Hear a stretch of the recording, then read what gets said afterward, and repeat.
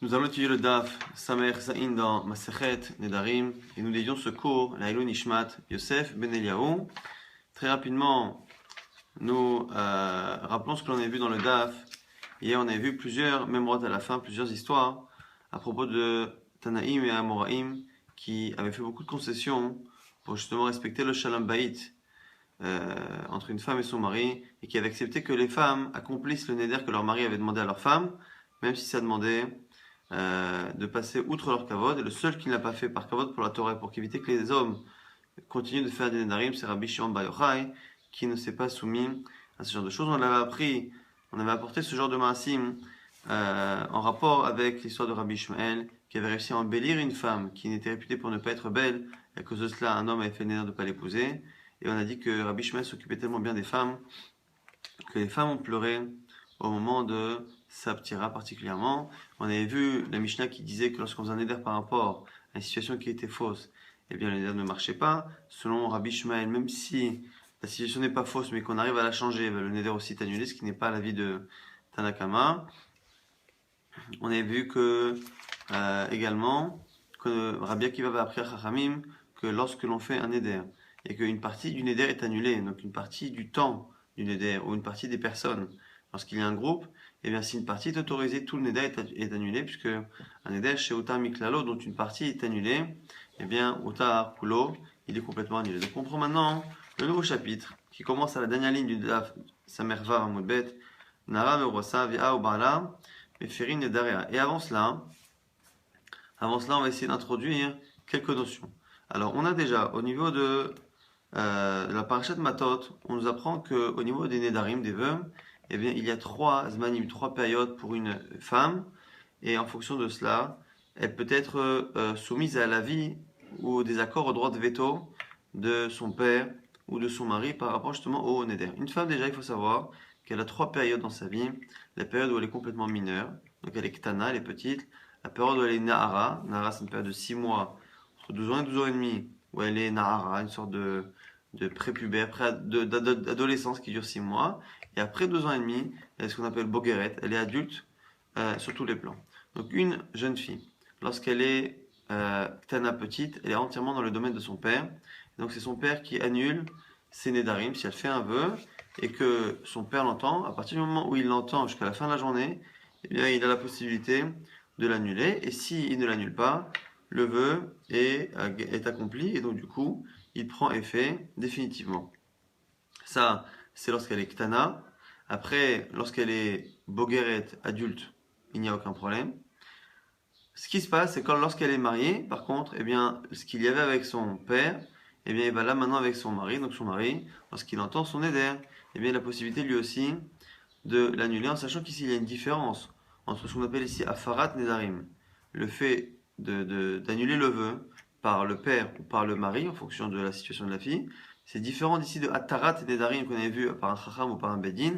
Atarat Nedarim se fait trouver un pétard ou une Harata, le fait que la personne finalement n'avait pas prévu quelque chose, donc le Neder a été pris, a été prononcé par erreur, par manque de prise de conscience de la situation, et donc le Neder est annulé rétroactivement, et donc il ne s'est jamais rien passé. Donc si entre-temps la personne a transgressé le Neder, et bien il se trouve que rétroactivement il n'y a pas eu de transgression, alors qu'ici Afaran Nedarim ne fait qu'agner. Donc si la femme a fait un Neder le matin, et que le père a entendu, mais qui n'a fait finalement la Afara qu'à midi, et qu'entre-temps la femme a transgressé son Neder, eh bien entre le matin et le midi où il y a eu Afara, ce qui a été transgressé, on ne peut pas revenir dessus. Il n'y a pas d'annulation rétroactive, mais que simplement à partir de maintenant et pour la suite. Non, pour mieux comprendre, ici, on a dit que quand elle est petite et pas mariée, c'est le père qui annule les vœux. Lorsqu'elle est mariée et adulte, c'est le mari. Maintenant, il y a un cas particulier, c'est ce qu'on appelle Nahara Ameorasa. C'est la fameuse Nahara, donc entre 12 ans et 12 ans et demi, qui a été mariée et qui n'est pas mariée complètement, qui n'est que Meorasa. Parce que autant on a vu qu'il y a 12 ans, 12 ans et demi, et après 12 ans et demi, on a ici aussi par rapport au mariage, on a 2 périodes. Lorsque la femme reçoit les kiddushin, reçoit la bague ou le shtar, le document, et qu'on lui dit arrête mes coups d'échette, qu'elle est mes coups d'échette, elle est simplement Aroussa. Donc Aroussa, c'est-à-dire qu'elle est interdite à tous les hommes du monde, il y a une grande partie des interdits du mariage qui ont pris déjà effet, simplement sur tout ce qui est justement au niveau financier. Et au niveau, niveau financier, l'homme qui doit la nourrir, l'argent qu'elle gagne, eh bien, elle doit le donner à son mari, l'héritage si elle décède, et entre autres les vœux, eh bien, ne prennent effet pour le mariage qu'à partir des nisuin, donc c'est la choupa, c'est l'isolement ou c'est la nuit de noces. C'est à partir du moment où il y a réellement une vie commune. À l'époque, souvent, entre les kiddushin et les nisuin, on laissait passer une année. Donc on faisait les kiddushin, après les kiddushin, après la vague qu'elle avait reçue, elle retournait chez son père pendant un an, préparait le mariage, préparait son trousseau, ainsi de suite. Et au bout d'un an, c'est là que la vie commune commençait et qu'au niveau des vœux, au niveau financier, il y avait réellement ici des relations de mariage. Cette Nara Meorasa, le chidouche, c'est que finalement, son père et son mari, eh bien, annulent, mais annulent ici en association, mais association donc à parts égales, donc du coup, ici, ils ont chacun la nécessité de demander à l'autre. Personne ne peut annuler le neder tout seul. Autant lorsqu'elle est petite, le père n'a besoin de personne. Lorsqu'elle est mariée à 100%, le mari n'a besoin de personne. Lorsqu'elle est ici, dans une période intermédiaire, entre 2 ans et 2 ans et demi, et qu'en plus, elle est au niveau du mariage, dans une période aussi intermédiaire, et bien c'est là ici que l'on a affaire à cette histoire-là. Nara Meorasa. Eh bien, Avia ou Baala Mefirin Nedera, c'est la première ligne de la Mishnah, dernière ligne de Samer Vavamud Bet, que la Nara Meorasa, c'est Avia ou Baala, son père et son mari, Mefirim, qui annulent Nedariha, ses vœux. Efer Av, donc on continue de nous expliquer comment ça fonctionne. Efer Av, Velo Efer Baal, si le père a annulé, Velo Efer Baal, mais pas le mari, ou l'inverse, Efer Baal, Velo Efer Av, c'est le mari qui a annulé, mais pas le père. Eino Moufar, il n'est pas annulé. Vein Saech Lomar, Shekiem Echad. Et a fortiori, si un des deux non seulement n'a pas annulé, mais qu'il a renforcé le neder en disant je suis d'accord et j'affirme ce neder. Donc ce qui veut dire ici que finalement la Mishnah ne fait que répéter dans d'autres termes le même principe que finalement une Nara Meorasa. Eh bien ici il y a deux personnes qui doivent annuler le neder. Justement, par rapport à cela, la Gemara objecte et dit Inuresha, Avia Obarala, et Firin Nederer. La Gemara dit je comprends pas cette Mishnah, pourquoi elle se répète? On a dit que la Nara Meorasa, c'est le père et le mari qui annulent. Et après, qu'est-ce que tu me dis? Tu m'expliques en fait, en gros, ce que c'est le père et le mari. C'est quoi le père et le mari? C'est-à-dire que si le père il fait pas le mari, ça marche pas. Si le mari fait pas le père, ça marche pas. Bon, bah si, j'ai compris. Elle me dit non. Tu aurais pu comprendre autrement. Maoudetema, tu aurais pu dire, qu'est-ce que tu aurais pu dire? Avia Obarala, Katane, Kamashmalan. Tu aurais pu penser que lorsque je te dis que le père et le mari peuvent annuler les vœux, c'est pas le père et le mari sont nécessaires pour annuler, mais tu aurais pu penser que les deux ont la possibilité, c'est-à-dire que le premier qui annule, eh bien il annule le vœu, même si l'autre n'a rien dit. Kamashmalan, la suite de la Mishnah vient t'apprendre que ici les deux sont nécessaires. Quand on dit le père et le mari, c'est le père et le mari sont nécessaires pour annuler, et non pas le père et le mari ont la possibilité. Donc c'est pour ça que la Mishnah dit le père et le mari annulent, c'est-à-dire, c'est quoi le père et le mari? Il faut le père et le mari. Le père sans le mari, ça ne marche pas. Le mari sans le père, ça ne marche pas. Dans la Gemara dit, ok, j'ai compris la seconde partie. La seconde partie était une explication de la première. Mais la fin. Et a fortiori, si il y en a un des deux qui annule. Donc on a vu finalement que si il y en a un des deux qui n'annule pas, qui se tait, qui ne dit rien, un qui va annuler, le père ou le mari, et l'autre qui ne dit rien. On a dit que ça ne marche pas. Il faut que les deux annulent. La Mishnah nous dit, et donc évidemment, encore plus, si celui qui n'annule pas le vœu, non seulement il se tait, mais il est mekayem, c'est-à-dire qu'il affirme que le vœu est bon. Donc la Gemara dit, mais c'est évident ça, c'est pas shoot. Mais c'est-à-dire que le marché qui est mechad mehem. La mêlée limitée, pourquoi tu me l'enseignes? Ashta yesh lomar, efer ze beloze, velo klum, qui est mechad mehem, tzricha limitne. Maintenant, Ashta yesh lomar, qu'est-ce qu'on peut dire? Efer ze beloze, une fois que un annule sans l'autre. Et bien parce que l'autre n'a rien dit, velo klum, ça ne marche pas. Il n'y a rien. Qui est mechad mehem, lorsque un renforce, au lieu de se taire, il renforce le neder. Tzricha limiter, est-ce que tu as besoin de me l'enseigner? Donc c'est la question qu'on a dit, c'est pas shoot, c'est évident. La Gemara qui stachale, lorsque tu en as besoin de cet enseignement, qui gon de hefer echad mehem, mais qui aime echad mehem, c'est en fait dans un cas où il y en a un qui a annulé le vœu, l'autre, au lieu d'annuler qui aime echad, l'autre il a renforcé le neder, il a dit je suis d'accord. Non seulement il s'est tué, mais il a renforcé. Et celui qui a renforcé, qui a appuyé le neder, il a finalement fait chazara, il a demandé à annuler finalement ce qu'il a dit. Mahud et Tema. Qu'est-ce que tu aurais pu penser? Que ça marche.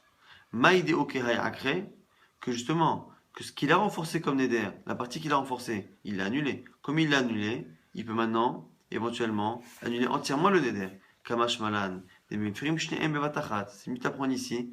Pourquoi on t'a dit que même dans un cas où un renforce, eh bien, il faut être deux, c'est-à-dire qu'il faut être deux en même temps. Donc finalement, il faut être deux en même temps, au point que si, lorsque un a annulé, au départ, l'autre avait finalement décidé d'appuyer le neder, et que finalement il regrette son appui, qu'il l'enlève, eh bien c'est fini. Même si après, il ne veut plus le neder, puisqu'au moment où le premier a fait la fara, l'autre n'était pas d'accord, il n'y a pas eu d'afara du père et du mari en même temps, et donc ça ne marche pas. C'est ça le chidouche de la fin de la Mishnah, pour nous dire finalement que même lorsqu'il y a eu un kiyum, un renforcement du neder, un appui du neder, mais qu'il a été annulé, eh bien c'est fini. À partir du moment où il n'y a pas eu d'afara en même temps, ça ne marche pas.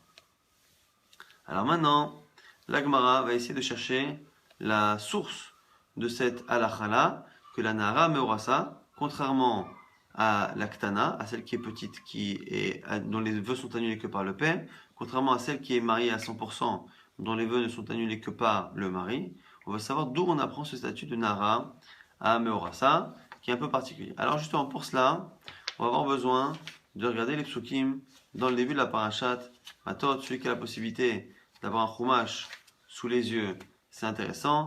Donc dans Bamidbar, au chapitre 30, on va pas lire tout, mais en tout cas ici il y a 3 parachutes plus ou moins.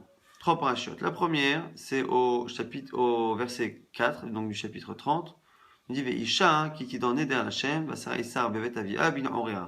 Une femme qui fait un Neder pour Hashem, Veasara Isar, et qui se fait un Issour, Bevet Avia bin Orea, lorsqu'elle est justement chez son père, petite, et même lorsqu'elle est Nahara. À ce moment-là, on nous dit Veshama Ishat Nidra, et son père entend le Neder, Vesara Asher Asera Nasha, Heish Lavi, avec un mot qu'on Nedara, Vecholisa Vechoulé. Si son père se tait, à partir de ce moment-là, le vœu tient.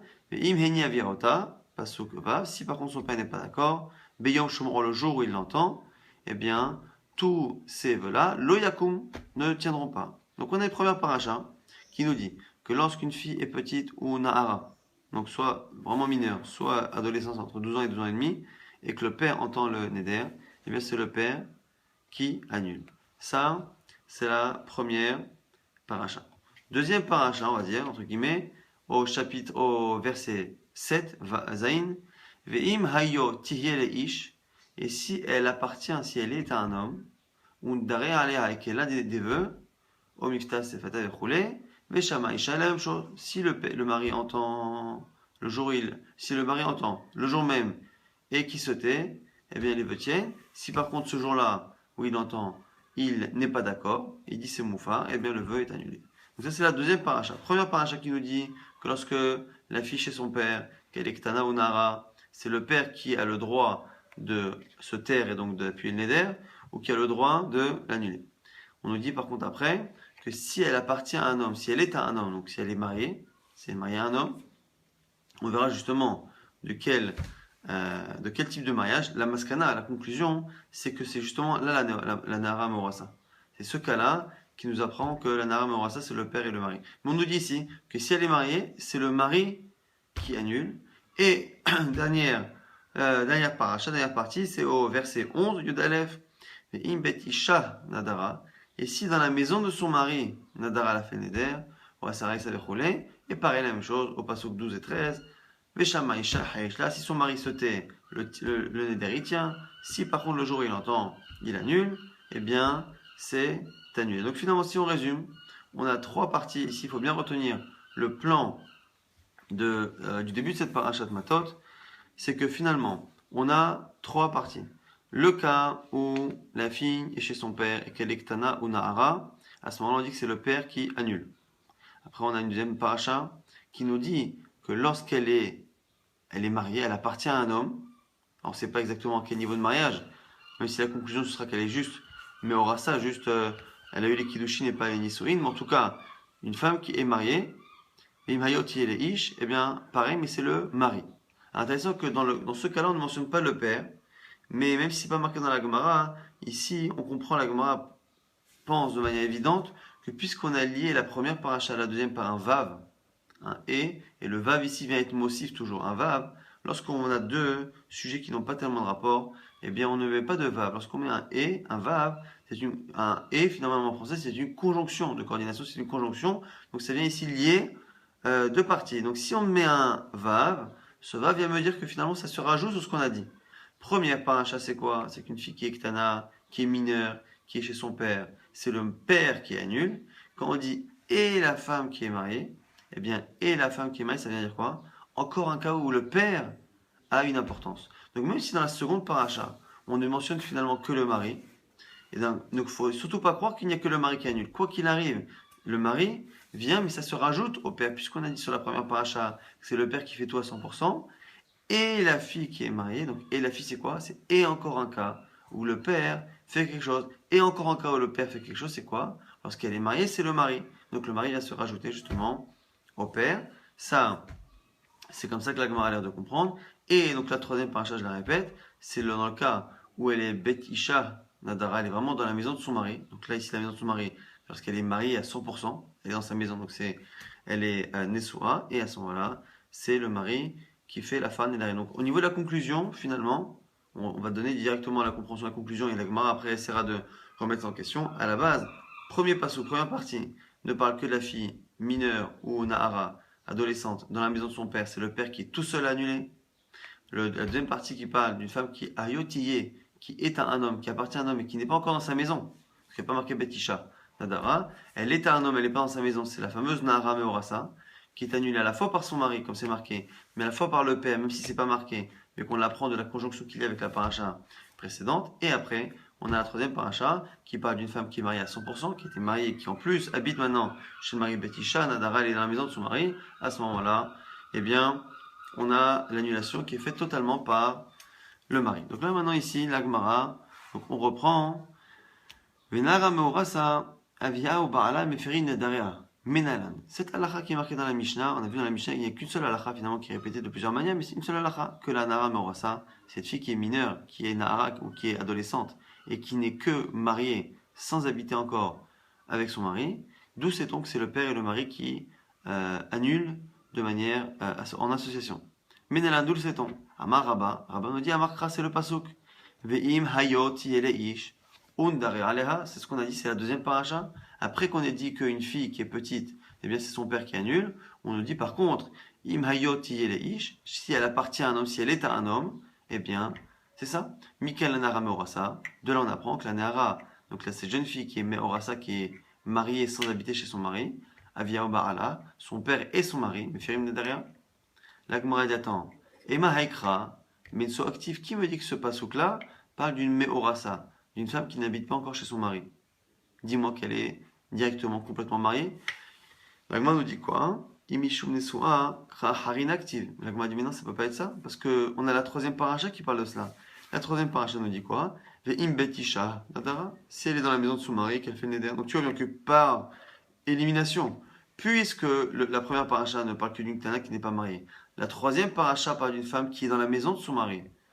Le deuxième cas qui me parle de mariage, qu'elle appartient à un homme, mais qui ne dit pas qu'elle habite chez son mari, c'est forcément celle qui est Néorasa. La Gemara dit non, peut-être pas. Peut-être que la paracha numéro 2 et numéro 3 parle d'une femme qui est mariée à 100%. Non. Ema Tavayou, dis-moi peut-être que les deux, Tavayou, Bensoua, on parle d'une femme qui est mariée à 100%, qui habite chez son mari. Ah pourquoi? Si tu me dis très krae ben soura la mali, pourquoi deux psukim, pourquoi aurais-je besoin de deux versets par rapport à une femme nesura, mariée à 100%? Les mêmes pour t'apprendre, chez Eina Baal, Meifia Bekonmin, pour t'apprendre que le mari ne peut pas annuler des vœux antérieurs. Donc ici, on a une halakha, le mari lorsqu'il vient, eh bien marqué que lorsqu'elle est mariée et qu'elle fait un éder, donc Beivet vient dans la maison de son mari, à ce moment-là, les vœux qu'elle fait, dès qu'il les entend, il peut les annuler. Par contre, s'il épouse cette femme, et que cette femme lui dit, tu sais, avant de te rencontrer, eh bien, j'avais fait un éder il y a 1 an, 2 ans, 3 ans, de m'interdire ça pendant X années. Eh bien, le mari n'a pas la possibilité d'annuler les vœux qui ont été faits avant que la femme soit entre guillemets dans son réchoute, dans son domaine. Alors, on a dit peut-être que c'est ça. Peut-être qu'en fait, on n'a qu'à dire que la paracha numéro 2, qui parle de Imayot Yele Ish, qu'elle est mariée, et la paracha numéro 3, qui dit qu'elle est Nesua, Betisha, qui est dans la maison de son mari, les deux parlent peut-être d'une femme qui est mariée à 100%. Et quoi? Et en fait, on a besoin des deux. Une pour t'apprendre qu'il annule les vœux, et une pour t'apprendre qu'il n'annule pas tous les vœux. Et à ce moment-là, tu n'aurais pas de source de preuve que la Nahara Merorasa, que c'est qui n'est pas mariée à 100%, qui n'habite pas encore chez son mari, tu n'aurais pas de preuve qu'elle est citée dans le verset, qu'elle a un statut spécial, que son père et son mari annulent en association. La Gemara a dit non, tu ne peux pas dire ça. Pourquoi?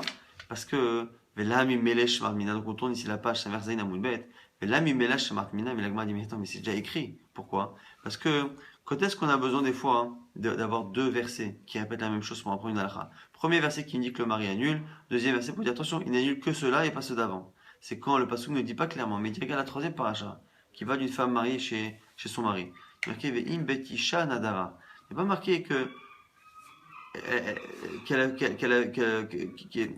le mari peut annuler lorsqu'elle habite chez son mari. Non, Ve'im betisha nadara. Si dans la maison de son mari, elle a fait le neder. Ce qui apprend quoi? Ce qui apprend qu'elle est betisha, donc elle habite chez son mari, donc elle est nessoa. Mais au passage, on apprend ici que nadara, elle a fait le neder quand elle était dans la maison de son mari. Et donc ça n'apprend pas au passage qu'il ne peut pas annuler les vœux qui ont été faits avant.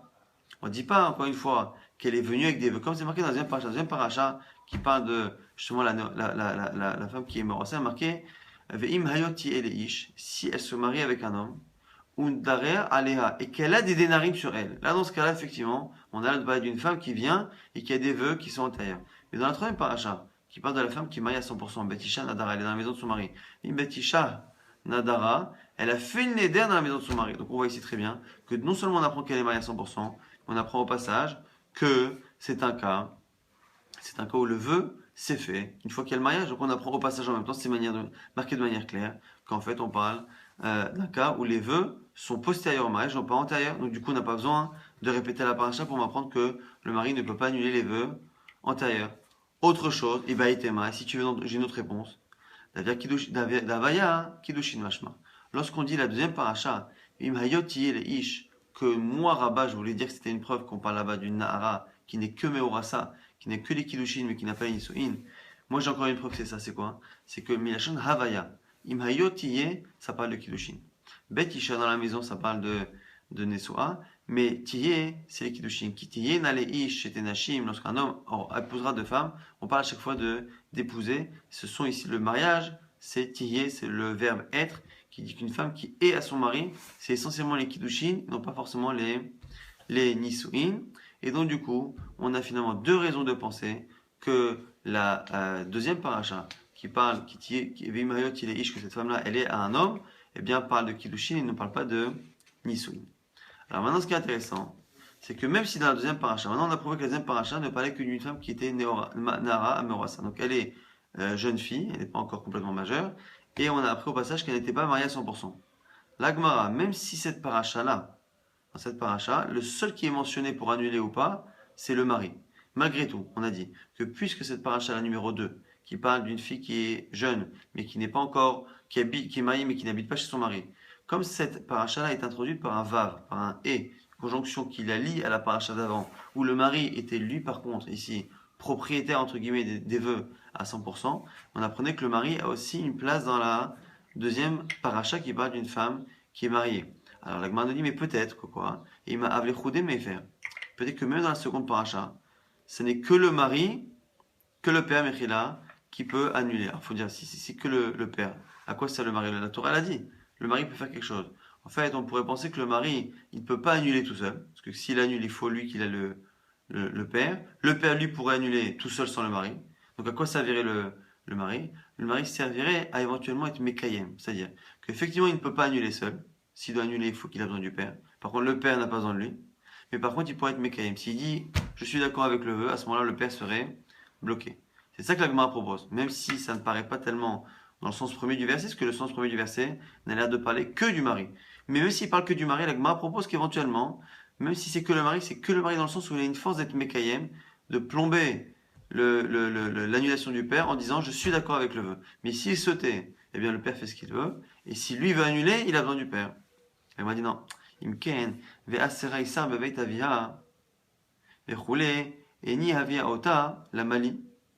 Si c'est ça, je comprends pas la suite finalement de cette paracha qui me dit quoi? Que ve'asera isar bebeit avia, ve'choule, et ni avia ota, ve'choule. On a dit quoi dans ces psukim? On a dit que le père annule, c'était au tout début de la paracha, on a dit lorsqu'un père a une fille qui est mineure et qui est pas mariée, il annule les vœux. La Mali, pourquoi on dit tout ça?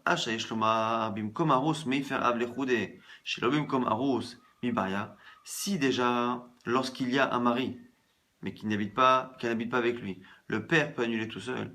Lorsqu'il n'y a personne, ce qui veut dire que la Gemara nous dit que si tu voulais imaginer que dans la deuxième paracha, le père peut annuler tout seul, et que lorsque la Torah nous cite le mari, c'est que pour dire que le mari, s'il est Mekayem, s'il annule, eh bien ça fait quelque chose, mais sinon réellement, eh bien, s'il renforce, je veux dire, s'il a plus le neder, ça fait quelque chose, mais s'il annule, c'est zéro. Et quand le père veut annuler, il n'a pas besoin du mari. On m'a dit, si ça, il y a un problème, c'est que la Torah n'aurait pas dû m'enseigner la première paracha. La première paracha qui me parle d'un père qui a une fille qui n'a pas de gendre. Pourquoi? Que si déjà lorsqu'il a un gendre, mais que la fille n'habite pas chez ce gendre, mais qu'il y a un gendre, on voit que le père finalement c'est lui qui fait ce qu'il veut. Il n'a plus le neder, il l'annule, il n'a pas besoin du mari, eh bien, a fortiori dans le cas où il n'y a pas de gendre. Donc pourquoi la Torah m'a parlé du cas où il n'y a pas de gendre? Elle m'a dit, Ima avliba et arous, verous c'est choudé mes faire. Elle m'a dit, peut-être l'inverse. Peut-être l'inverse. La Gemara va encore prouver qu'on n'a peut-être pas de preuve ultime que les deux ont des droits finalement égaux par rapport à cela. Peut-être qu'ils sont deux, mais qu'encore une fois, il n'y a pas de droit égal. Non pas que le père domine la situation, mais ici que peut-être que le mari. Ima avliba et arous, peut-être qu'en fait c'est l'inverse. Le père est présent dans le sens où il a besoin du mari, mais que le mari, il n'a pas besoin du père. Arous c'est choudé, mais le arous, le mari tout seul, mais faire il annule. Veritema avekatava hamana la mali. Si tu me dis alors à quoi ça sert que le père soit marqué, puisqu'on a dit qu'avec le vav, la conjonction qu'il y a entre les deux parachutes, le père est mentionné. Biba ele, yekim, ce qu'on vient de dire dans le cas précédent pour le mari, au cas où il veut appuyer. Donc la Gemara maintenant propose l'inverse. Peut-être qu'en fait, l'essentiel de l'annulation, c'est le mari, comme ça a l'air d'être dans le pasouk. C'est le mari qui fait tout. Le mari veut appuyer, il appuie. Il veut annuler, il annule. Quand il veut annuler, il n'a pas besoin de demander peut-être au père. C'est ça que la Gemara propose. Il n'a pas besoin de demander au père. Le père, lorsqu'il veut annuler, il a besoin de demander au mari. Donc il sert un peu à rien le père. À quoi il sert? Il sert éventuellement à bloquer la situation s'il appuie le neder. S'il appuie le neder, eh bien on ne peut pas l'annuler. Même le mari ne peut pas l'annuler. La Gemara dit non. Alors là j'ai un autre problème. Imken, bet isha nadara, les maïkatav. Là maintenant, si tu me dis ça, c'est la troisième paracha que je comprends pas. Pourquoi? Encore une fois, Kalvachomer. Kalvachomer. Uma bimkom a arus meifale choudé. Shelo bimkom a mibaya. Si déjà tu me dis que dans la paracha numéro 2, où le mari n'a pas complètement encore accueilli cette femme chez lui, donc le père est encore présent, puisque la fille habite encore chez le père. Le père est encore présent. Si déjà dans la deuxième paracha, où le père est encore présent, tu vois que finalement le père ne sert à rien, le mari fait ce qu'il veut. Si déjà lorsque le père est encore présent, que la fille habite chez lui, et qu'elle a encore plus ou moins, c'est lui qui la nourrit, eh bien on voit que le mari n'a pas besoin du beau-père, a fortiori dans la paracha numéro 3, où la femme elle est mariée à 100%, que la fille est complètement déconnectée de son père, indépendante de son père, a fortiori que le mari n'a pas besoin du père. Donc pourquoi m'apprendre la troisième paracha? Donc finalement, on a un problème. On a de manière sûre la deuxième paracha qui me parle ici de une femme qui est Nara, qui est pas encore majeure complètement et qui est pas mariée à 100%, c'est-à-dire elle est mariée, mais elle n'habite pas encore avec son mari. Nous, on veut dire du coup, on a les deux, puisqu'on mentionne le mari, et que d'un côté, on a un vav, une conjonction qui nous mentionne le père, comme la paracha précédente, on sait qu'il y a le père et le mari. On propose, pour l'instant, de dire peut-être qu'ils sont les deux, mais qu'un domine l'autre. La Gemara dit non, si un domine l'autre, si tu dis que c'est le père qui domine, si le père domine lorsqu'il y a le mari, a fortiori dans la première paracha, il fallait avoir besoin de la citer. Si tu dis que c'est le mari qui domine, alors que le père est un peu présent, c'est la troisième paracha qui n'est pas nécessaire. Donc du coup, pour l'instant, tout va bien. À ce moment-là, on a ici la preuve pour l'instant que finalement ils ne peuvent pas être majoritaire par rapport à l'autre, ils sont obligés d'être à parts égales. La Gemara essaie une dernière question. Eima, ve'im beitisha nadara, lo marche enaba al mefa bekomin. La Gemara dit peut-être que le dernier verset la dernière paracha ne vient que m'apprendre que le mari, justement, ne peut pas annuler les vœux qui sont antérieurs. La Gemara dit quoi? Ou miné, mais justement, on l'apprend de là-bas. Pourquoi? Arous meifea bekonmin. Et là, la mishum shutafé. La Gemara va nous dire, on expliquera ça peut-être demain si on a plus de temps, mais en tout cas, Arous meifea bekonmin. Si on voit déjà que le Arous peut annuler ce qu'on appelle konmi, puisqu'on a dit que dans la deuxième paracha, il y a marqué ve'im ahayot ish. Si elle appartient à un homme, si elle est mariée, un darea aleha. Mais qu'elle a des nedarim, elle a des vœux. Donc si elle a des vœux, c'est-à-dire qu'on parle de vœux qui sont antérieurs. Si on parle de vœux qui sont antérieurs, eh bien, on est obligé de dire qu'elle est en association avec le père. Pourquoi? Parce que ici, on a vu que lorsqu'un mari est marié à 100% avec une femme qu'elle habite chez lui, eh bien, il ne peut pas annuler les vœux antérieurs. Puisqu'on a dit que Betisha, Nadara, il faut qu'elle ait fait le vœu en étant déjà mariée. Eh bien, celui qui n'est que Harous, qui n'est que fiancé, c'est-à-dire qu'il a fait les Kiddushin, mais qu'elle n'habite pas chez lui, comment on peut dire que même les vœux qu'elle a sur elle précédents, il peut faire quelque chose? Et là-bas, on est obligé de dire que si celui qui n'est pas marié à 100% arrive à annuler des vœux antérieurs qu'il ne peut pas annuler lorsqu'il est marié avec elle à 100%, c'est forcément que les vœux qu'il annule, il les fait en association avec quelqu'un qui, lui, a un droit sur les vœux qui sont antérieurs, c'est le père, qui évidemment est son père depuis la naissance.